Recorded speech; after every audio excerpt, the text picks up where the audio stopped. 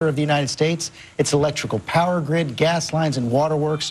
According to the security researchers, one target was a company with remote access to more than 60% of oil and gas pipelines in North America. A serious threat over several years. It drew the attention of the former head of the CIA, Mike Hayden.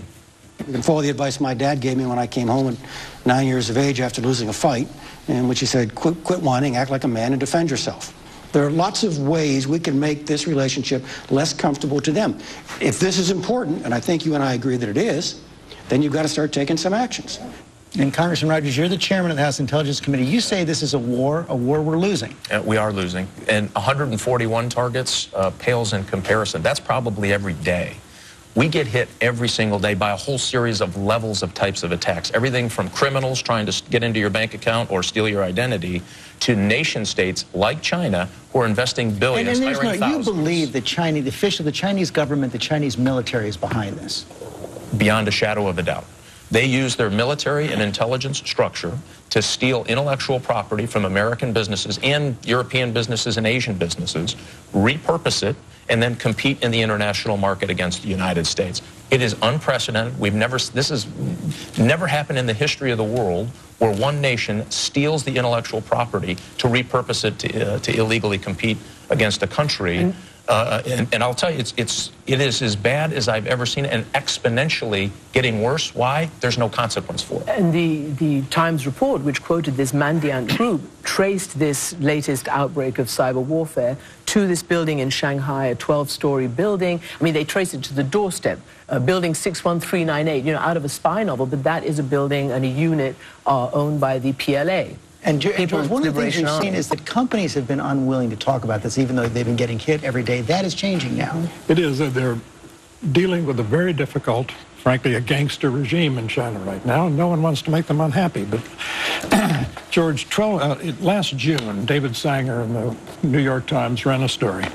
From his first months in office, President Obama secretly ordered sophisticated attacks on the computer systems that run Iran's main nuclear enrichment facilities. It began under the Bush administration. We have participated in cyber sabotage. And that's what the Chinese are saying. And it turns out, what if China is thinking, look, we can try and compete with the United States, build a big blue water navy and aircraft carriers and all the rest, or maybe we can just learn how to disable the massive infrastructure of our potential ally. If I can respond, this is an important difference. The United States does not use its military intelligence services for economic espionage. We do not do it. It's prohibited. Now, to say, as the chairman of the Intelligence Committee, it'd be crazy to say that we don't conduct espionage operations. We've done it since George Washington sent Nathan Hale into New York City to find out what the British were doing. It is a long-standing tradition between nations. This is very, very different. Very different. And I think this gets to our fundamental relationships with the Chinese. I think we have to make it very clear to them that this cannot be business as usual. If they're going to continue to do this to the extent that they're doing it, it's a price to pay. I was just in Beijing with the chairman of the Foreign Affairs Committee, Congressman Royce, and we raised this with the top Chinese officials, and they just let it roll off their back. They poo-poo it. They don't admit to it. Is the White House pressuring hard enough?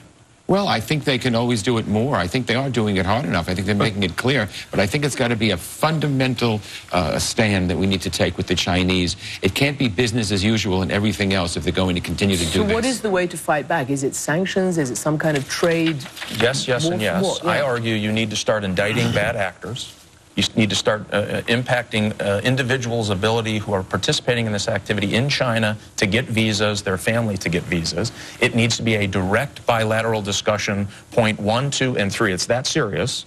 We had one American manufacturing company, a very large, well-known company, who was hacked, had their blueprint stolen, if you will, that estimates 25,000 American manufacturing jobs lost. Leon Panetta called it Cyber Pearl Harbor. It could be Cyber Pearl Harbor. But again, there's an intellectual blank slate right now on which the international community needs to write rules and laws about a new form of weapon. Again, David Sanger last June, it appears to be the first time the United States has repeatedly used cyber weapons to cripple another country's infrastructure. I take your point, it's different. But we are now You can't believe everything you read in the press, George, about ascribing who might be the author of that. Are you saying Stuxnet is not? I'm just saying I'd be very cautious about ascribing authorship of that particular event. Well, would there be anything wrong if the United States was trying to sabotage the Iranian nuclear program? If it's the same type of activity that we would engage in to prevent a nuclear disaster anywhere in the world that would harm either our allies or the United States. So those kind of things happen. Now, here's the difference. If someone comes into your office and steals your sensitive intellectual property and walks out the door with it, that's a crime. What difference does it make if I do it in person or I do it through my computer? It shouldn't be any difference, and that's why I'm arguing, let's start the indictment process, even in absentia, to send the message to China that you cannot, if you want to be an international player, you cannot act like a thief in the night. One more question on this. Okay, you're talking mostly about economic espionage here. How serious in the future is the threat that this would actually be a military? Huge. Here's the scary part of this. It's already part of military planning for the Russians, for the Chinese, and here's where it gets interesting, now the Iranians. So there's a company called Aramco in Saudi Arabia, a very sophisticated attack. It basically killed 30,000 machines, meaning you're not going to reboot that computer of yours. You've lost everything on it. It manipulated data, changed data, and destroyed data. Very, very serious to the functioning of that company. Now they're here in the United States. It's been ascribed to the Iranians that they were probing our financial institutions with it's called a denial of service attack, which is very low on the sophistication scale. Aramco very high on the sophistication scale, which means they're probing, looking for vulnerabilities. They're already looking to disrupt. China would be a rational actor, wouldn't pay for them to use a military-style disruption attack.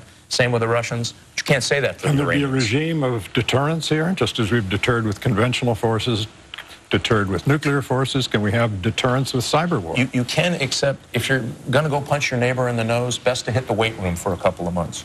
We cannot protect our private sector. We're not ready yet. We are completely vulnerable to this. I want to move on to another subject, Syria. The situation seemed to deteriorate this week. Our own